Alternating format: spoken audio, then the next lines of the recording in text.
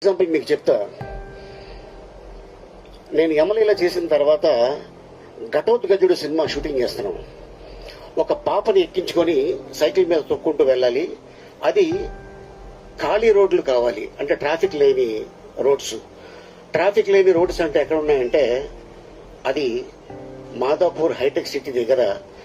ఆ సినిమా చూడండి మీరు, ఘటోత్కచుడు. అక్కడే పాపని ఎక్కించుకొని సైకిల్ తొక్కుంటూ ఖాళీ రోడ్ అది. అప్పట్లో చెప్పారు షూటింగ్ చేస్తుంటే, సార్ ఇక్కడ 2 ఎకరాలు తీసుకోండి, 2-3 ఎకరాలు, ఫీచర్స్ చాలా బాగుంటది అన్న. కాకపోతే అక్కడ అన్ని రాళ్ల గుట్లరు.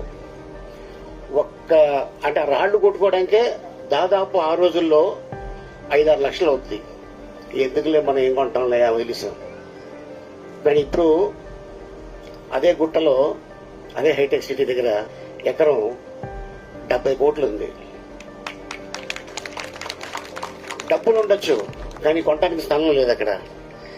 నేను శ్రీకాంత్, హీరో శ్రీకాంత్, ఒక 2 ఎకరాలు కొందామని కార్లో డబ్బులు పెట్టుకొని వెళ్ళాం. అడ్వాన్స్ ఇద్దాం ఆయనకి. ఆయన ఎకరం 20 లక్షలు చెప్పాడు అదే ఏరియాలో. మాతో పాటు ఒకడు వచ్చాడు. మీకేమైనా బ్రెయిన్ దుబ్బిందా, ఇదిందా, ఇక్కడ కొంటారేంటి అన్నాడు.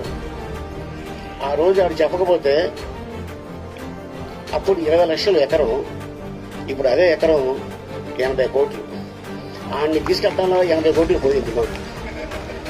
అందుకని భూమి కొంటున్నప్పుడు మీకు ఆలోచన వస్తే డబ్బులుంటే కొనేయండి. ఎవరికి చెప్పొద్దు. ఎవరికైనా చెప్తే వాడు డెఫినెట్ గా ఏదో వంక పెడతాడు. మనకి లేనిపోయింది టెన్షన్.